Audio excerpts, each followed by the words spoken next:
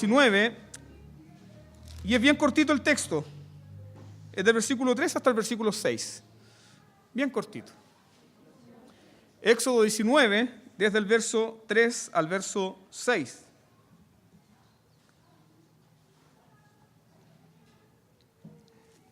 Y el título del sermón es La identidad del pueblo del pacto. La identidad del pueblo del pacto. Vamos a leer de manera devocional y con todo nuestro corazón la palabra del Señor. Dice así: Y Moisés subió a Dios, y Jehová lo llamó desde el monte diciendo: Así dirás a la casa de Jacob, y anunciarás a los hijos de Israel: Vosotros visteis lo que hice a los egipcios, y cómo os tomé sobre alas de águila, y os he traído a mí. Ahora pues, si diereis oído a mi voz y guardareis mi pacto, vosotros seréis mi especial tesoro sobre todos los pueblos, porque mía es toda la tierra. Y vosotros me seréis un reino de sacerdotes y gente santa. Estas son las palabras que dirás a los hijos de Israel. Demos gracias al Señor por su palabra, amados hermanos. Padre Celestial, estamos reunidos acá con el deseo de escuchar tu voz. Como iglesia reformada, como iglesia protestante, creemos, Señor, que tú hablas en la predicación de tu palabra. Creemos, Señor, firmemente que cuando tu palabra es fielmente expuesta, tú nos hablas. El Espíritu Santo que inspiró esta palabra también ministra a nuestros corazones, nos hace real a Cristo en nuestras vidas. Inclina nuestros corazones, Señor, hacia tu palabra. Trae, Señor, consuelo. Trae, Señor, gracia. Trae, Señor, edificación a nuestras vidas por medio de la predicación de ella. Señor, también sé que como ministro tuyo, como predicador del Evangelio, sin la dirección y sin el poder de tu Espíritu Santo, Señor, esto es un mero discurso. Pero no queremos que así sea, Señor. Queremos, Señor, que tú nos hables. Queremos, Señor, que tú ministres nuestros corazones, Señor. Queremos ver a Cristo aquí, en esta palabra. Necesitamos tu gracia, Señor, para ver a Cristo. Necesitamos tu gracia, Señor, para que nuestros corazones estén sometidos a tu palabra, al texto bíblico. Bendice a la congregación mientras escucha la predicación del Evangelio. Que cada uno de nosotros, Señor, en esta noche pueda tener un encuentro contigo por medio de tu palabra. En el nombre de Jesús oramos. Amén. Cuando usted llega al libro de Éxodo, puede pensar que el capítulo más importante, ¿cuál es? ¿Cuál es el capítulo más importante del libro de Éxodo? Para muchos, el capítulo más importante del libro de Éxodo es Éxodo capítulo 12. ¿Qué pasó ahí? Los que hemos seguido esta serie de Éxodo. ¿Qué pasó en Éxodo capítulo 12? Fue la noche de la Pascua. Para otros puede ser Éxodo capítulo 14. ¿Qué pasó en Éxodo capítulo 14?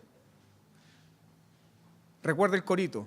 Echó a la mar los carros de Faraón. ¿Ya se acordó? No lo vamos a cantar. Para otros puede ser Éxodo capítulo 15. Y para otros puede ser Éxodo capítulo 20. ¿Qué sucede en Éxodo capítulo 20? La entrega de los 10 mandamientos, la ley del pacto. Sin duda que Éxodo capítulo 20 es un capítulo maravilloso, es un capítulo clave dentro de toda la historia redentora, pero sin Éxodo 19 no podríamos comprender Éxodo 20. De hecho, muchos comentaristas bíblicos dicen que Éxodo 19 es el corazón del libro de Éxodo. Y sobre todo los pasajes que acabamos de leer, sobre todo los versículos que hemos leído desde el verso 3 hasta el verso 6, para muchos expertos en el Antiguo Testamento dicen que sin estos versículos no podríamos entender jamás la relación de pacto que Dios tiene con su pueblo. ¿Por qué es tan importante esto, queridos hermanos? Porque si no entendemos Éxodo 19, no vamos a comprender la relación que Dios tiene con su pueblo y la relación de la ley de Dios. Si no entendemos este pasaje, vamos a entender que nuestra relación con Dios se basa más en la ley que en la gracia. ¿Y nuestra relación con Dios es por ley o por gracia? Por gracia. Pero nosotros, creyentes del Nuevo Testamento, ¿necesitamos ley? Sí. El pacto tiene ley y tiene gracia. Pero nuestra relación con Dios no es ni está fundamentada en la ley, sino en la gracia de Dios. Miren los versículos 3 y 4. Demos una breve lectura, los versículos 3 y 4, y vamos a responder algunas preguntas. Y Moisés subió. ¿A dónde subió Moisés? Al Monte Santo, a encontrarse con Dios. Moisés subió a Dios, y Jehová lo llamó desde el monte diciendo: así dirás a la casa de Jacob, anunciarás a los hijos de Israel: vosotros visteis lo que hice a los egipcios, y cómo os tomé sobre alas de águilas, y os he traído a mí. ¿Qué tenemos en esos versículos? Antes que mandamientos, ¿qué tenemos? Pura gracia. Antes que salga la ley de la boca de Dios, del corazón de Dios, en estos versículos tenemos la gracia de Dios para su pueblo. Las primeras palabras que Dios quiere que su pueblo escuche es: yo les traje a mí. Yo comencé esta relación con ustedes. Ustedes no me buscaron a mí. Fui yo quien vine a buscarlos a ustedes cuando eran esclavos durante 430 años en Egipto. Se parece un poco a lo que el apóstol Pablo nos dice en Efesios capítulo 2. Ustedes estaban muertos en delito y en pecado, pero Dios, que es rico en misericordia, con el gran amor que nos amó, nos dio vida juntamente con Cristo. ¿Se da cuenta que de eso se trata el Evangelio? Usted no buscaba a Dios, usted no andaba buscando a Dios porque Dios nunca ha estado perdido. El que estaba perdido era usted. Dios vino por nosotros cuando no lo buscábamos, cuando no lo deseábamos, cuando ni siquiera clamamos. Y si clamamos, fue porque Él puso ese clamor en nuestros corazones. Así que, queridos hermanos, Moisés sube a Dios y lo que Dios quiere que su pueblo escuche es que ellos tienen una relación con el Dios del pacto y una relación que se fundamenta en la gracia. En la gracia. Estas son las palabras, así comienza el discurso. Estas son las palabras, mire el versículo 3. Así dirás a la casa de Jacob y anunciarás a los hijos de Israel. Así comienza el discurso. Antes de Éxodo capítulo 20, antes de que se suelte el primer mandamiento. ¿Cuál es el primer mandamiento? No tendrás dioses ajenos delante de mí. ¿Y cuál es el segundo mandamiento? No te harás imagen. ¿Y cuál es el tercer mandamiento? No tomarás el nombre del Señor tu Dios en vano. Bueno, antes de que Dios comience a soltar mandamiento por mandamiento, Dios desea que su pueblo conozca y vuelva a recordar la gracia de Dios. Mire qué hermoso, hermano. Mucha gente llega a este pasaje y se salta Éxodo 19 y va directo a Éxodo 20 y dice: entonces tenemos que andar por esto. Si yo obedezco perfectamente, entonces Dios me va a amar. No se trata de eso. Se trata de, por cuanto Dios nos ha amado con amor infinito, eterno y inmutable, es por eso que nosotros obedecemos. Nuestra obediencia es una obediencia en respuesta a la gracia de Dios. Por cuanto Dios te ama, por cuanto Dios perdona tus pecados, por cuanto Dios te muestra su amor y misericordia, entonces tú le sirves. No estás sirviendo a Dios para ganar algo de Él, sino porque ya lo has recibido todo. Pero hay muchos cristianos que se relacionan con Dios como si fuesen esclavos y no hijos. ¿Cuál es la relación de un esclavo? ¿Un esclavo tiene identidad? No. Un esclavo vive en el temor. Un esclavo no tiene identidad. Un esclavo vive lleno de dudas y temores. Pero ¿cuál es la identidad de un hijo? La identidad de un hijo es confiado, ¿no? Cuando su hijo le pide algo, ¿tiene que hacer muchas cosas para que usted le dé lo que pide? Muchas veces nosotros los padres le damos a nuestros hijos, ¿por qué? Porque les amamos, ¿no? La identidad de un hijo está basada en el amor, no en el servicio. Sin embargo, cuando ese hijo madura, entiende que sirve por amor, por gracia. 3 cosas específicas Dios dice en este pasaje. Primero, vayan al versículo 4. Lo primero que Dios dice que quiere que su pueblo recuerde es: ustedes, hijos míos, ya vieron lo que hice a los egipcios. Eso es lo primero. Lo segundo, cómo yo los tomé y los llevé en alas de águila. Lo tercero, cómo yo los traje hasta mí. 3 cosas Dios quiere que este pueblo comprenda. Comprendan la gracia en estas 3 declaraciones específicas.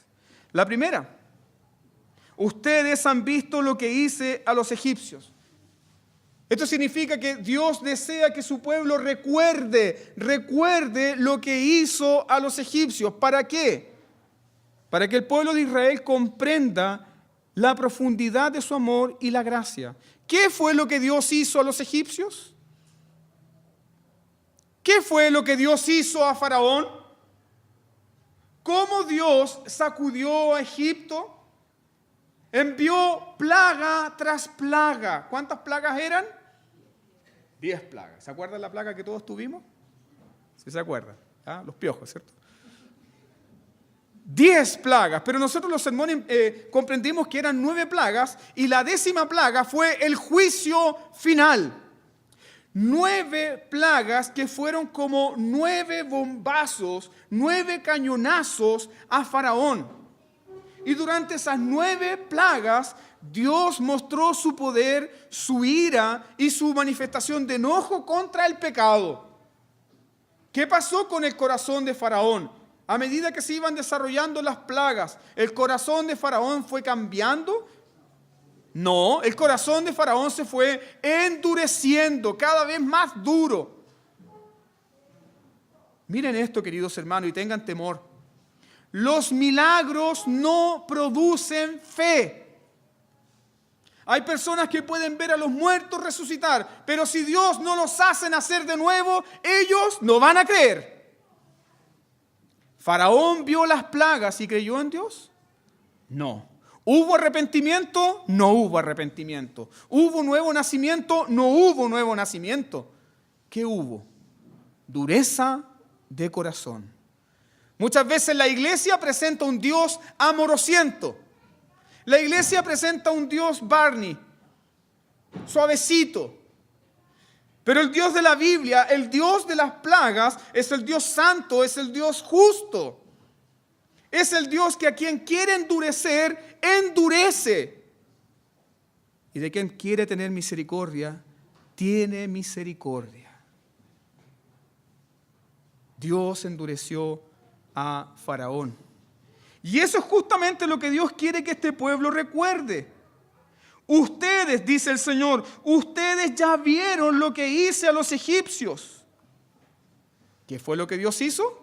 Envió sus plagas, endureció a Faraón. ¿Qué más fue lo que Dios hizo? Aparte de las plagas, envió el juicio final. Y ese juicio final fue en Éxodo capítulo 12, la noche de la Pascua. ¿Cuál fue la gran diferencia entre los egipcios y los israelitas en la noche de la Pascua? ¿Qué hacía la diferencia entre la casa de un israelita y la casa de un egipcio en la noche de la Pascua? Que el egipcio tenía más plata, y el israelita no. Que el israelita tenía una mansión y el egipcio tenía una rancha. ¿Qué hacía la diferencia? La diferencia estaba en los postes y en los dinteles de esa casa. La diferencia estaba en la sangre del sustituto que había sido aplicada ahí. Eso es todo lo que hace la diferencia. De hecho, Dios le dice a su pueblo Israel en la noche de la Pascua: yo pasaré sobre Egipto, pasaré para vengar la muerte de los primogénitos, pasaré para aplicar juicio, y cuando vea la sangre, pasaré por alto sobre tu casa. ¿Sabe lo que a Dios le importa, querido hermano? No le importan tus posesiones, no le importan tus dones, no le importa tu inteligencia, ni tu belleza, ni tu sentido del humor. Lo único que a Dios le importa, y cuando te ve, es si estás bajo Cristo, si estás en Cristo, si la sangre de Cristo ha sido aplicada a tu corazón. No importa si eres presbiteriano, bautista, pentecostal, metodista. No. Es si la sangre de Cristo ha sido aplicada a tu corazón. Porque si la sangre de Cristo no ha sido aplicada a tu corazón para recibir el perdón de tus pecados y para estar libre del juicio de Dios, entonces estás bajo la ira de Dios. Eso es lo que sucede y eso es lo que nos muestra Éxodo capítulo 12. La noche de la Pascua, cuando el ángel vengador pasó, lo único que miraba era si estaba la marca de la sangre. ¿Y dónde estaba la marca de la sangre? ¿Qué Dios decía? Alguien ya murió aquí. Aquí la sangre ya fue derramada. Cuando Dios te ve, ¿qué ve? Si estás en Cristo, ¿qué ve? Lo que Cristo hizo por ti. Justificados, pues, por la fe, tenemos paz para con Dios. No somos sus enemigos, sino que somos sus amigos. ¿Por qué? Porque la sangre de Cristo nos ha reconciliado. Dios quiere que su pueblo Israel recuerde también que no solamente la noche del juicio cayó sobre los egipcios, cuando Faraón locamente, estúpidamente siguió al pueblo de Israel al Mar Rojo para tratar de destruirlos. Miren la locura de este hombre. Así es el corazón necio del hombre pecador. No dimensiona a Dios, no tiene a Dios en su entendimiento. Faraón pensó que podía hacer un doble reclamo. Faraón pensó que podía destruir a los israelitas. Nosotros pasamos por este pasaje. ¿Se recuerdan que los israelitas estaban encerrados? Estaban entre el Mar Rojo y por atrás había un par de montañas. ¿Tenían escapatoria? No había nada que hacer ahí. ¿Qué dijo Faraón? Estos son míos. Dios manifestó su ira. Moisés le dice al pueblo de Israel: estén quietos y vean la gran salvación que yo haré delante de ustedes. Y el mar se abrió. ¿Y los israelitas pasaron en 50 centímetros de agua? Pasaron en seco. Y Faraón y los egipcios quisieron hacer exactamente lo mismo. Pero, momento, ¿quién iba cuidando la retaguardia del pueblo de Israel? La columna de fuego y la nube de humo. ¿Y quién iba en esa columna de fuego y la nube de humo? El ángel del Señor. ¿Quién es el ángel del Señor? Cristo mismo estaba ahí con su pueblo. Cristo mismo aplicó su ira contra Faraón. Las aguas del Mar Rojo descendieron sobre Faraón y sobre los egipcios y los sepultó para siempre. Y los israelitas llegaron al otro lado del Mar Rojo y cantaron: grande es el Señor, este es mi Dios, le alabaré. Dios quiere que ellos recuerden esto. Recuerden una y otra vez lo que Dios ha hecho. ¿Sabe para qué? Para que los israelitas tengan temor en su corazón. ¿Por qué? ¿Por qué ellos deben considerar con temor todos estos hechos? Pregunta, ¿los israelitas eran mejores que los egipcios y mejores que Faraón? No. ¿Moralmente eran superiores? No. Cuando Dios les dice, ustedes vieron lo que yo hice a Egipto y a Faraón, Dios quiere que este pueblo sienta temor, un temor reverente. Porque la única diferencia que hay entre tú y un impío es que tú has sido reconciliado por la sangre de Cristo, nada más. Que tú estás bajo gracia y el que no tiene a Dios está bajo juicio. Lo que hizo la gran diferencia para el pueblo de Israel y los egipcios fue el pacto que Dios tenía con su pueblo Israel. Dios quiere que recuerden esto y sientan temor, pero no solamente temor, sino también asombro por este Dios. Asombro.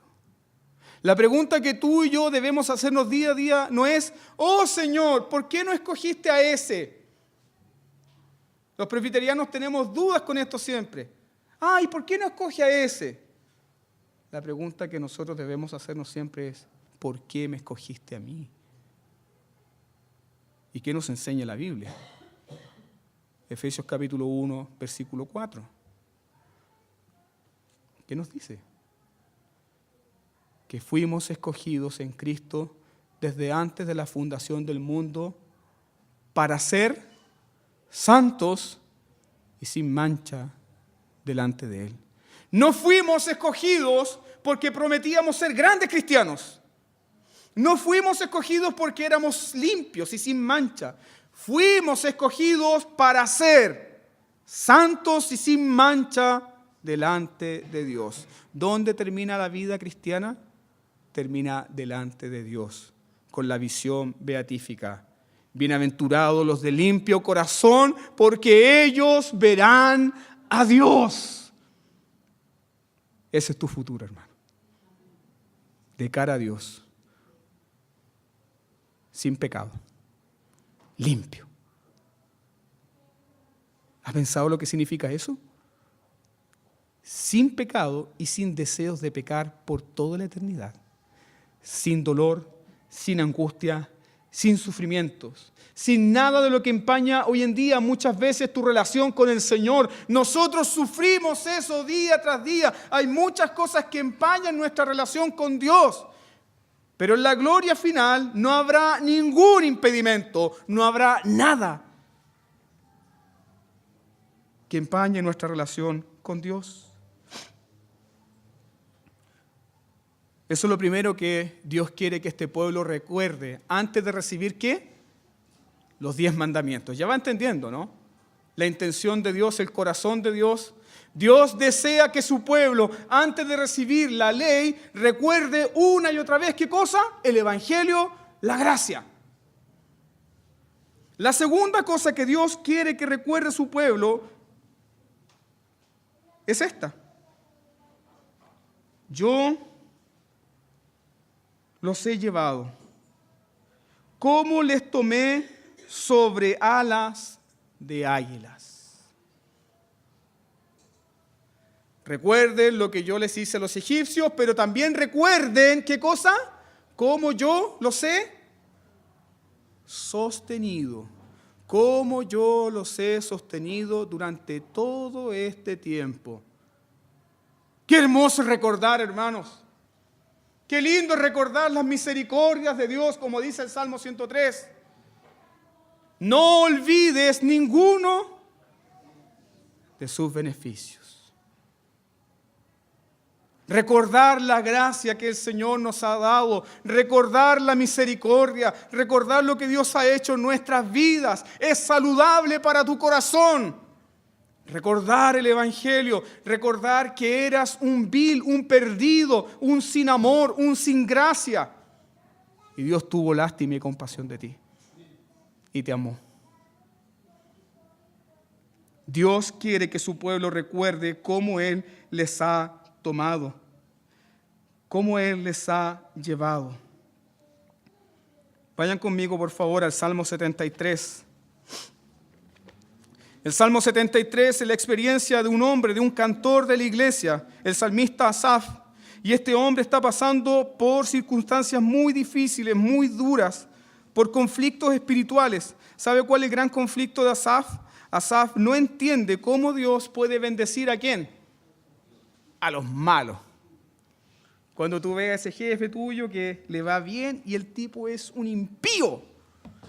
Y tú dices, ¿cómo le puede ir bien? Y yo que te sirvo. Mira, Señor, cómo te sirvo. Estoy todos los domingos ahí. ¿Y por qué a los malos le va bien? La respuesta que la Biblia nos da es que los malos tienen su recompensa en este mundo. Mientras que tu porción, ¿cuál es? Tu porción es Dios para siempre. No es este mundo. Es Dios para siempre. Bueno, Asaf estaba en ese dilema. Asaf estaba en esa bola, ¿ya? Estaba en ese dilema oscuro. Y llega a este momento de reflexión. Miren por favor Salmo 73, versículo 21 en adelante. Dice, se llenó de amargura mi alma. Es decir, ¿un cristiano puede sufrir de amargura? Sí, pues. ¿Cuándo sufre un cristiano de amargura? Cuando ese cristiano olvida ¿qué? El evangelio. Olvida la gracia. Cuando ese cristiano olvida los favores que Dios ha hecho con él. Ese cristiano comienza a relacionarse con Dios por medio de obras. Y cuando nos relacionamos con Dios por medio de obras, siempre le sacamos a Dios ¿qué cosa? Mira lo que hice por ti, Señor. Ahora págame. No, hermanos, no merecemos nada. Y todo lo que Dios nos ha dado es pura gracia. Pura gracia. Ese era el conflicto que tenía este hombre. Dice, se llenó de amargura mi alma y en mi corazón sentía punzadas. Escuche bien, tan torpe era yo que no entendía. Era como una bestia delante de ti. Momento. Versículo 23. Con todo, yo siempre estuve contigo. Es decir, a pesar de que yo estaba murmurando, a pesar de que yo era como una bestia delante de ti, tú siempre, Señor, me sostenías. Qué bendita gracia, hermano.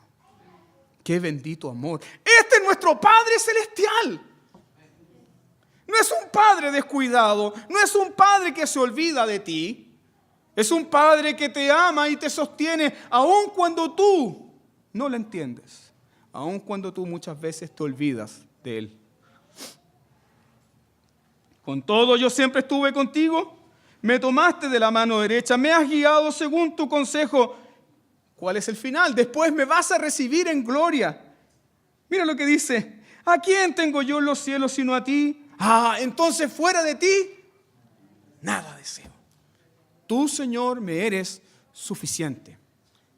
Cuando un corazón de un cristiano comienza a madurar, entiende que Dios es suficiente. Está satisfecho. Puede experimentar la paz. Puede experimentar el gozo.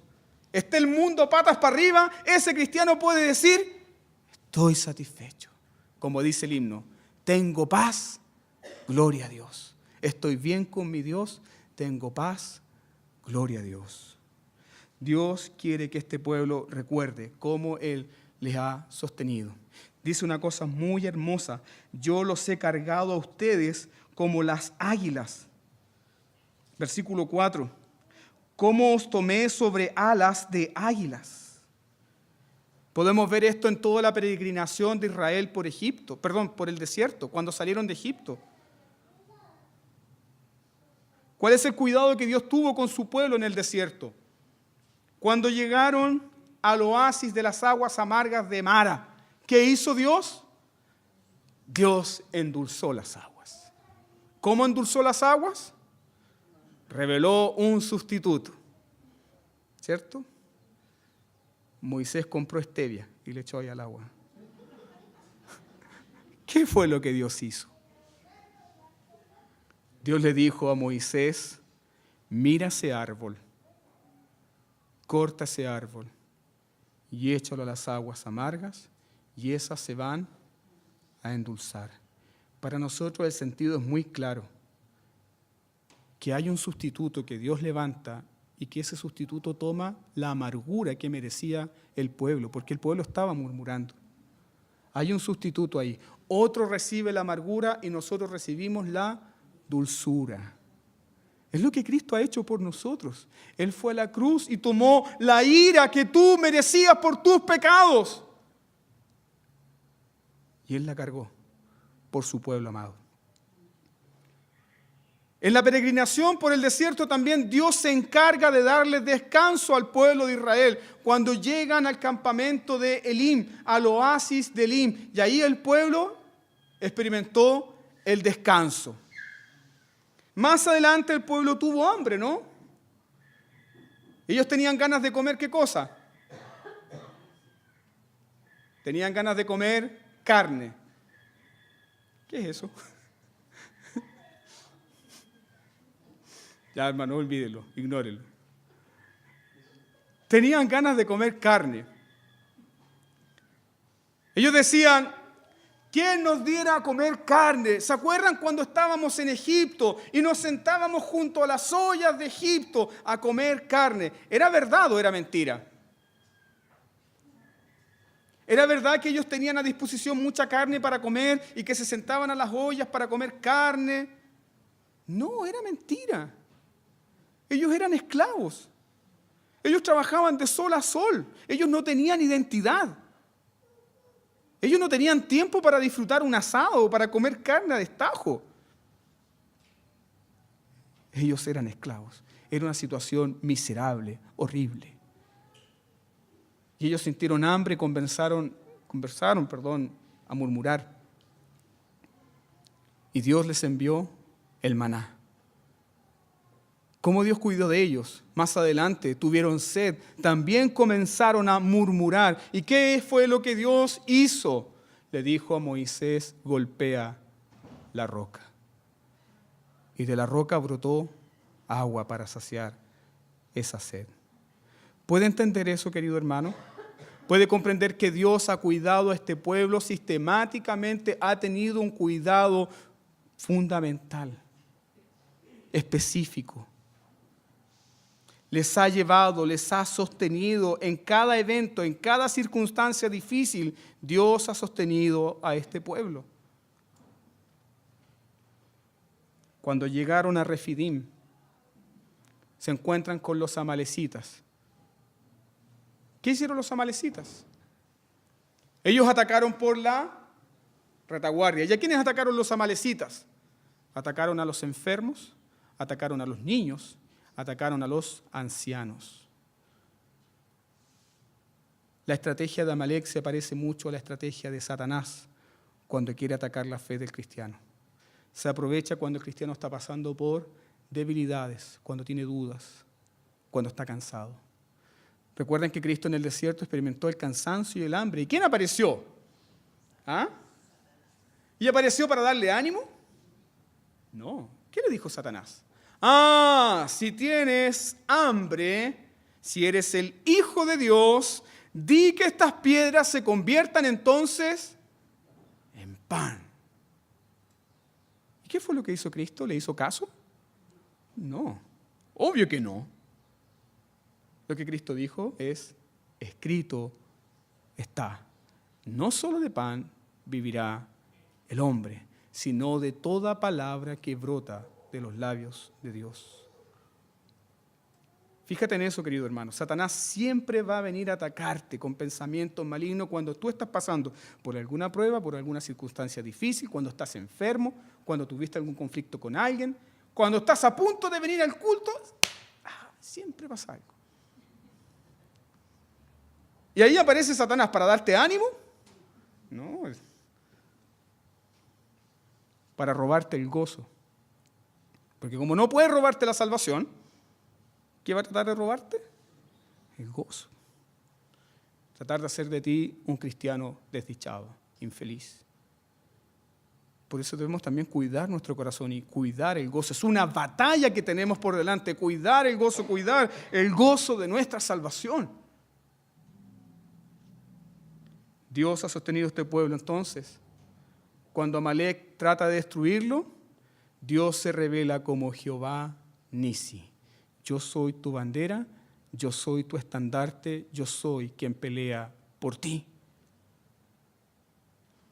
Miremos ahora la ilustración que Dios mismo coloca. ¿Les llama la atención esta ilustración? ¿Por qué Dios usa esta ilustración? Así como las águilas te he llevado. Me voy a poner mundano, espero que me perdone. Pero ¿cuántos vieron la película El Señor de los Anillos? ¿La trilogía? ¿Pero han visto El Señor de los Anillos? ¿Se dan cuenta cuando llegan al final a Mordor, ¿cierto? Y Frodo tiene que lanzar el anillo a los fuegos de Mordor, ¿cierto? Frodo era el único que lo podía hacer. Y cuando Frodo lanza el anillo y aparece Gollum y le corta el dedo y empiezan a pelear, al final el anillo cae al fuego y comienza a destruirse todo. Y el fuego empieza a tira toda la tierra de Mordor. Y aparece Frodo ahí con Sam en una piedra, todos malheridos. Y al final aparecen ¿qué cosa? Aparecen las águilas. Y toman a Frodo y a Sam y se lo llevan. Y uno dice, ¿y por qué era más fácil que enviaran las águilas de un principio nomás a soltar el anillo? ¿Por qué esperaron tres episodios para que sucediera eso? Bueno, Tolkien, el escritor del Señor de los Anillos, era cristiano. Y cuando pone ese ejemplo de las águilas, está pensando justamente en esto. Cómo Dios nos sostiene, cómo Dios nos lleva. Pero también la misma ilustración que usa Moisés aquí es, los israelitas van marchando por el desierto. Sin duda que ellos vieron ¿cuántas? Muchas águilas. Y las águilas cuando empiezan a enseñarle a volar a sus polluelos, ¿qué hacen? Toman un polluelo, lo levantan y después te fuiste. Y el polluelo empieza... Y cuando está a punto de reventarse en el suelo el polluelo, aparece la mamá águila y ven para acá. ¡Pum! Vamos. Y arriba otra vez. Miren qué imagen más preciosa. Dios nunca dejará que tu pie dé al resbaladero. Dios siempre te va a sostener. Su gracia siempre te va a sostener, hermano. Pueden ser las circunstancias más terribles, más difíciles, más angustiantes. Tú pareces que eres como ese polluelo que no puede levantar la ala. Me voy a caer, me voy a reventar, pero yo les he tomado en alas de águila. Yo les he sostenido siempre. No les he abandonado.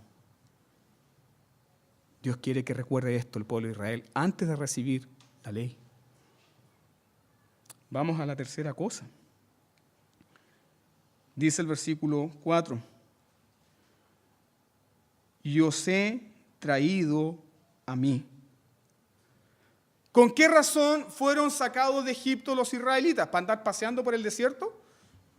¿Para conocer el oasis de Elim? ¿Para conocer el maná? No. ¿Con qué fin fueron sacados de Egipto los israelitas? Como bien lo dice nuestro catecismo menor. Primera pregunta. ¿Cuál es el fin principal del hombre? Glorificar a Dios y gozar de Él para siempre. ¿Por qué causa Dios nos salvó? Para que nosotros gozáramos de una relación con Él. Para eso Dios envió a su Hijo. Recuerden que Cristo dijo, yo he venido a buscar y a salvar lo que se había perdido. Yo he venido para que ustedes tengan vida y vida en abundancia. Dios sacó a su pueblo Israel de Egipto para que su pueblo pudiese adorarle, conocerle, tener una relación. ¿Y quién comienza esto? Dios nos busca para tener una relación con Él.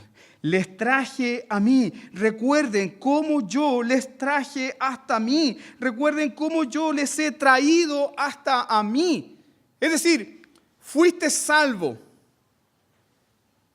para Dios, para servirle a Él. La salvación del cristiano no es, soy salvo de mis pecados, listo, chao Dios. La salvación del cristiano no significa, qué lindo, he recibido el perdón de mis pecados, gracias Diosito. No, fuimos salvos para Él, para vivir para Él. Fuimos salvos del pecado, pero salvos para Dios. ¿Usted es libre? ¿Es libre en Cristo? ¿Pero es libre para qué? ¿Para hacer samba y canuta? ¿Es libre para qué? Para vivir para Dios. Porque antes de experimentar el perdón de sus pecados éramos esclavos, muertos en delitos y en pecado. Y si hoy tenemos vida para vivir para Dios. Vivimos para Dios. Los traje hasta mí. Yo te traje, yo te compré, yo te redimí. Dios quiere que Moisés le explique a este pueblo el Evangelio una y otra vez. ¿Va comprendiendo esto, no? Entonces, aquí viene la pregunta que todo presbiteriano debe responder correctamente. En el Antiguo Testamento, los creyentes del Antiguo Testamento, ¿se salvaban por la ley o por la gracia? ¿Se salvaban por obedecer la ley o por la gracia? Por la gracia. Por la gracia, por la gracia, por la gracia. Dios le está recordando esto una y otra vez a Moisés. Moisés, antes de que este pueblo reciba los 10 mandamientos, yo quiero que les recuerdes todo lo que yo he hecho por ellos. Recuerden lo que hice a los egipcios, recuerden cómo yo los tomé, recuerden cómo yo les he traído hasta mí. Por lo tanto, quiero que recuerden el Evangelio una y otra vez, que recuerden la gracia una y otra vez. Todos los creyentes del Antiguo Testamento como los del Nuevo Testamento somos salvos por gracia. Por la gracia. Porque si usted quiere ser salvo por la ley, bueno, lo desafío. Cumpla todos los mandamientos sin fallar ninguno. Partamos con el mandamiento número 3. No tome el nombre del Señor en vano. ¿Cuántas veces toma el nombre de Dios en vano? ¿Cuántas veces tomamos el nombre de nuestro Dios en vano? Cuando no creemos en sus promesas, cuando desconfiamos de su amor, cuando rebajamos su carácter, cuando decimos, no me gusta, Señor, lo que está pasando con mi vida, le acusamos a Él de poco sabio. Y así rebajamos su carácter y tomamos en vano su nombre. O si quiere le cito el mandamiento número 7. No cometerás adulterio. Ah, no, pastor, yo nunca he caído en ese pecado. ¿Ah, sí? ¿Pero solamente es no cometer adulterio? ¿No es acaso también la ley nos manda lo positivo? Si el mandamiento número 7 dice, no cometes adulterio, es decir, guárdate para tu propia mujer, también significa ama más ¿a quién? A tu mujer. Y el sentido espiritual que le da Cristo a ese mandamiento. ¿Oíste que fue dicho? No cometerás adulterio. Pero yo les digo, si alguno de ustedes codicia a una mujer en su corazón, ya ha adulterado. ¿Puede cumplir la ley? No. Ah, entonces eso, pastor, significa que estamos sin ley. ¡Yuhu! No, tampoco. Hay gracia, pero esa gracia también nos lleva a la ley. ¿Por qué? Porque la ley es la expresión del carácter de Dios. La ley es una expresión del cuidado de Dios con su pueblo. Ojo con eso, hermanos. Hay mucha enseñanza hoy en día basada en el antinomianismo. Eso significa que el cristiano está en contra de la ley. No, nosotros no estamos en contra de la ley. Para nada. ¿Somos salvos por gracia? No somos salvos por cumplir la ley, pero sí somos salvos para observar la ley, guardar los mandamientos. ¿Por qué? Porque honran a Dios. Eso es lo que dice el apóstol Pablo. La ley no es mala, la ley es buena, el mandamiento es santo, es justo, es bueno. Los que somos malos somos nosotros. Nuestra confesión de fe de Westminster dice que el uso de la ley en sus 3 formas, la ley nos demuestra la maldad de nuestro corazón. La ley nos guarda del pecado. La ley también, observar la ley, nos revela la voluntad de Dios en nuestras vidas. Cuando un cristiano busca honrar a Dios cumpliendo sus mandamientos no significa que ese es un cristiano legalista. Ese es un cristiano que está bajo la gracia. ¿Por qué? Porque la evidencia de la gracia es andar delante de Dios dignamente, honrándolo, de manera santa. Antes de que el pueblo de Israel escuche los mandamientos, Dios quiere que sepan eso. Una relación no basada en ley, sino basada en gracia, pero para observar la ley.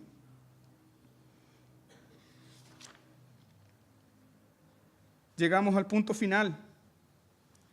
Miren por favor el versículo 5. Dice, ahora pues, si diereis oído a mi voz y guardareis mi pacto, vosotros seréis, ¿qué cosa? Mi especial tesoro. ¿Quiénes somos? ¿Quién es usted? Yo soy feo, yo soy gordo, yo soy chico. ¿Quién es usted? ¿Cuál es su identidad? ¿Se da cuenta que muchas veces la gente se define a partir de lo que tiene? ¿Quién es usted? Yo soy ingeniero. ¿Quién es usted? Soy dueña de casa.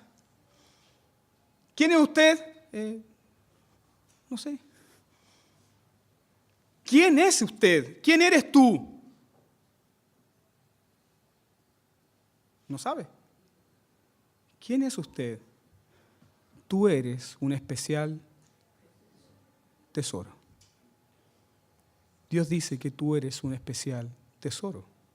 ¿El tesoro de quién? ¿El tesoro de papi, de mami? El tesoro de Dios. ¿Cómo el Evangelio transforma nuestra identidad y nos hace definirnos de acuerdo al Evangelio y no a los criterios del mundo? El mundo dice que tú vales si tienes algo. El mundo dice que tú vales si tienes dinero. El mundo dice que tú vales si tienes posesiones. El mundo dice que tú vales si tienes muchas visitas en YouTube y muchos seguidores en Facebook. De hecho, está comprobado científicamente que las personas que son adictas al Facebook son adictas a los likes. ¿Y sabe por qué? Porque cada vez que ven un like pasa algo en su cerebro, se despierta algo que les hace sentir importante. Tú no necesitas eso. No necesitas eso. No necesitas reafirmar tu identidad de lo que el mundo dice, sino volver a escuchar una y otra vez el Evangelio. Gracias, mi amor. ¿Quiénes somos? Somos un pueblo redimido. ¿Quiénes son los israelitas? ¿Llegaron hasta el monte Sinaí para ser salvos? No, ellos llegaron al monte Sinaí porque ya eran salvos. ¿Llegaron hasta el monte Sinaí para empezar un pacto con Dios? No, ellos llegaron hasta el monte Sinaí porque Dios 430 años antes había hecho un pacto ¿con quién? Con Abraham, su siervo. Qué hermoso es nuestro Dios, fiel y verdadero. Llegaron hasta el monte Sinaí, ojo con esto, para ser el especial tesoro o porque ya son el especial tesoro de Dios. Son el especial tesoro. Entonces, pastor, pero este versículo es un poco confuso porque dice, ahora pues, suena como condición, ¿o no? Si tú haces esto, yo te doy esto. Suena como confuso, ¿no? Suena como condición. Lo que Moisés quiere explicar acá es que la relación de pacto siempre tiene responsabilidad. Y las responsabilidades en el pacto son bendiciones, hermanos. No son cargas pesadas. Las responsabilidades dentro del pacto de gracia no son una carga pesada, sino que son una bendición. ¿Cuál es la responsabilidad que tiene Israel? La responsabilidad es: ustedes son mi especial tesoro, por lo tanto, compórtense como mi especial tesoro. Yo no los salvé para que ustedes sean esto, sino que porque ya yo los amé, porque ya tuve un pacto con ustedes, entonces ustedes ahora deben vivir conforme a esta responsabilidad. ¿Cuántos cristianos hay acá? ¿Es cristiano usted? ¿O está tratando de ser cristiano? ¿Es cristiano? ¿O está tratando de ser cristiano? Es cristiano. ¿Cuántos santos hay aquí? ¿Es santo o no es santo? Somos santos en Cristo. La persona que entiende el Evangelio define su identidad por el Evangelio. Sí, somos pecadores. Cristo nos ha transformado. Y estando en Cristo somos santos. Miren por favor esta preciosa promesa. Mi especial tesoro. ¿Cuál es la identidad del pueblo del pacto? Ustedes son mi especial tesoro. Miren por favor el versículo 5, cómo termina. Ustedes son mi especial tesoro sobre todos los pueblos, porque mía es toda la tierra. Todos nosotros tenemos nuestros chiches, ¿no? ¿Sí o no? En nuestra casa tenemos, por ejemplo, yo le invito a mi casa, en mi biblioteca, tengo varios libros, pero de todos esos libros, 3 son mi tesoro. Nadie me los toca. Ahí están guardados. Y en su caso usted también tiene sus tesoros. Sus cosas de gran valor o de aprecio emocional. Quizás no son de mucho valor económico, pero tiene un cierto aprecio emocional, ¿cierto? Yo he sabido de mamás que le guardan el cordón umbilical del primer hijo, ¿sí?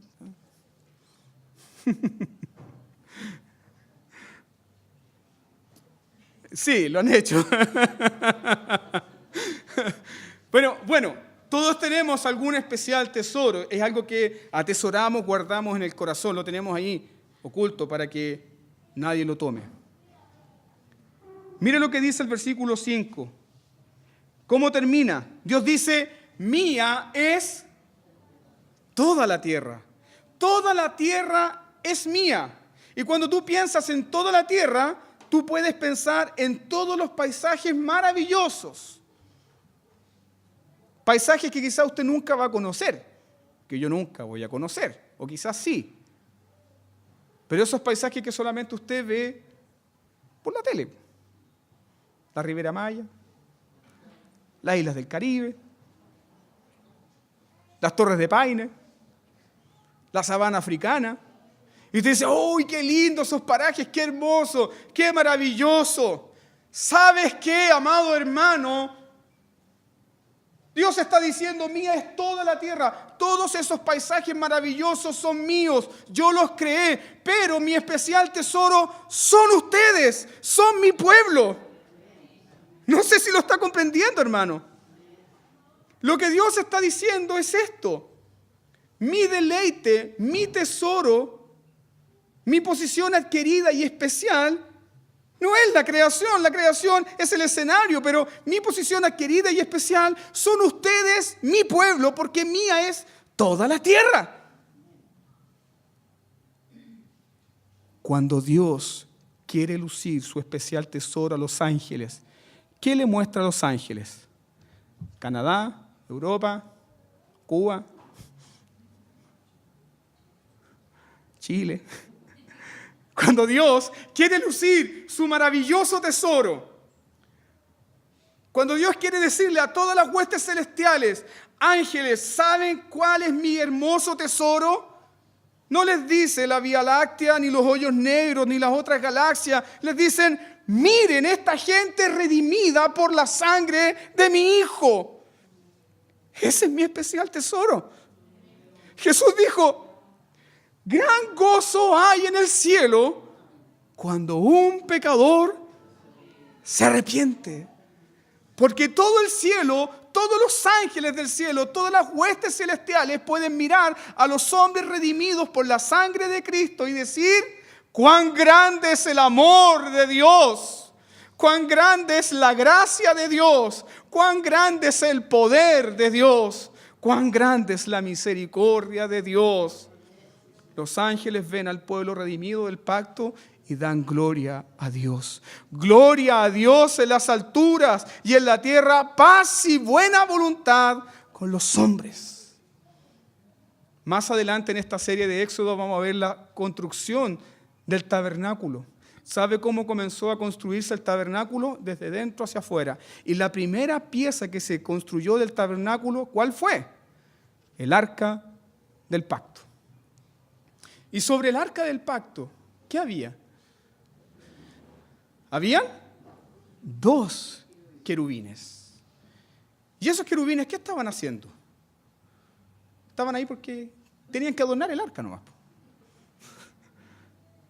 ¿Por qué estaban ahí esos querubines? Esos querubines estaban mirando fijamente y atentamente hacia el propiciatorio. ¿Qué se derramaba en el propiciatorio? La sangre del sacrificio por el cual el pueblo era perdonado una vez al año. Entonces esos querubines están mirando atentamente el propiciatorio y se hacen la siguiente pregunta: ¿cómo Dios va a resolver el asunto del pecado? Ellos están mirando. ¿Cómo Dios va a rescatar al hombre? Ángeles están preguntando uno a otro: ¿qué es lo que hará nuestro gran y sabio Dios? ¿Cómo Dios va a rescatar al hombre perdido en pecado? ¿Cómo Dios va a transformar el corazón de los hombres? Dios va a enviar a su único Hijo a derramar su sangre por el pueblo que Él amó.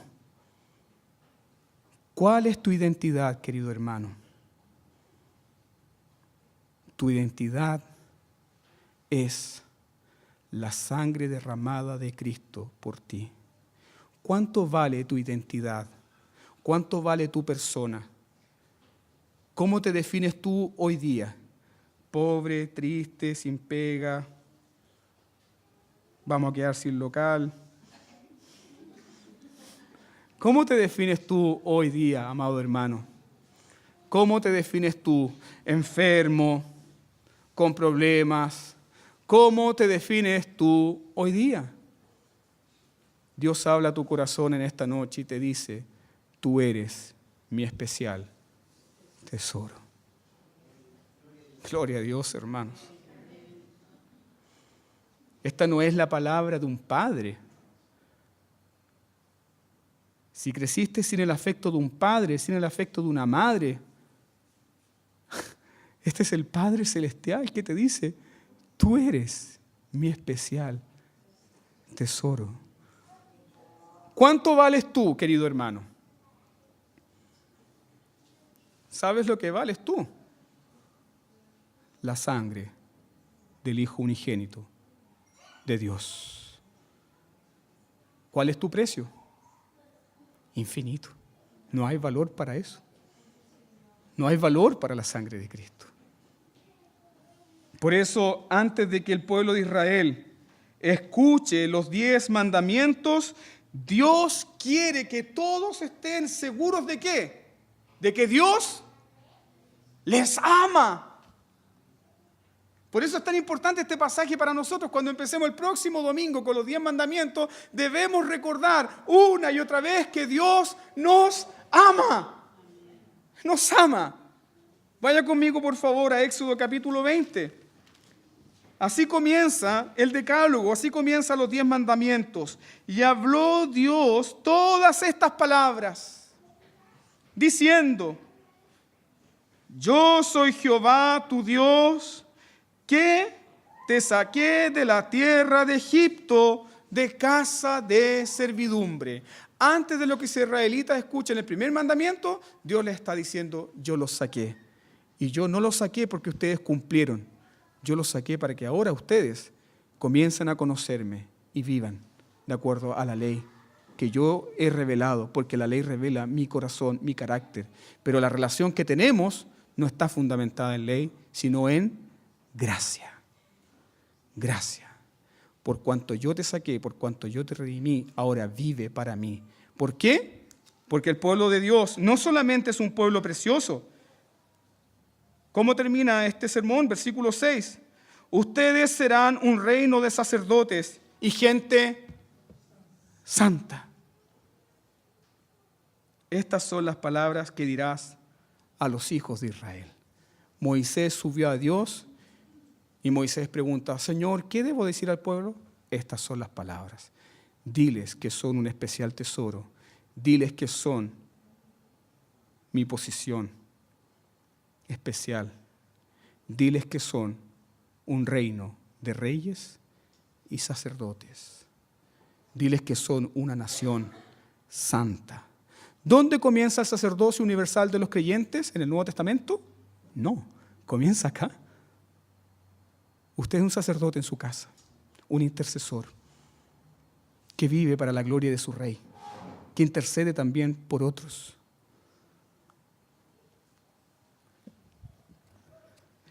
Cristo dijo una de las más hermosas parábolas. Dijo que un hombre estaba por el campo y cuando caminaba por el campo encontró un tesoro. Y ese hombre fue, vendió todo lo que tenía y compró el tesoro.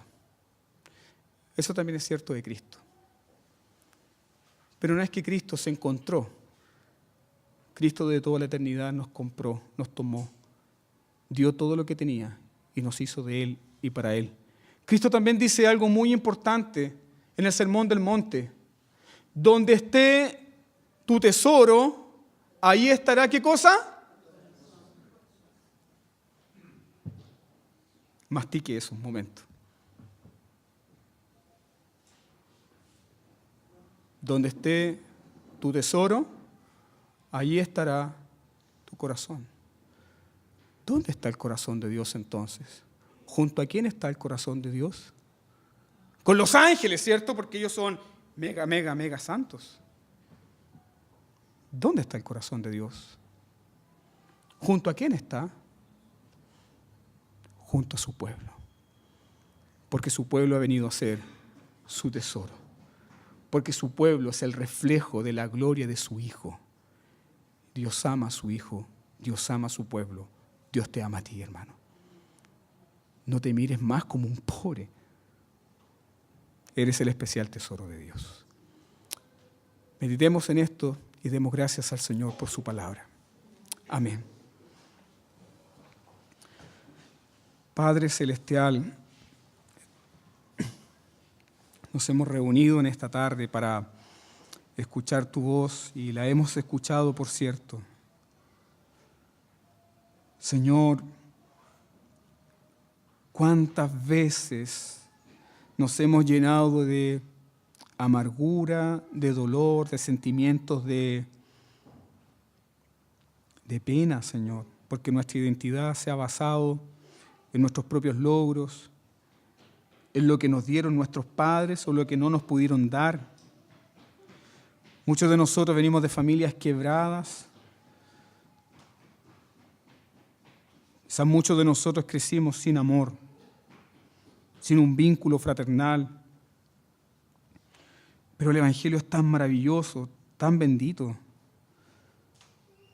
Podemos descansar en ti, Señor, porque tú nos compraste con la sangre de tu Hijo y nos hiciste para ti una nación de reyes y sacerdotes. Nos hiciste para ti gente santa, un pueblo adquirido por Dios. Padre, te rogamos también que cuando comencemos con los siguientes sermones sobre la ley, sobre los 10 mandamientos, ayúdanos a comprender esto, que nuestra relación está fundamentada en la gracia y en tu amor. Así como le hiciste comprender a Israel esto. Ellos no llegaron a ser un especial tesoro porque cumplieron. Es más, vamos a ver durante todo el desarrollo de Éxodo que ellos fallan una y otra vez, Señor. Así también somos nosotros.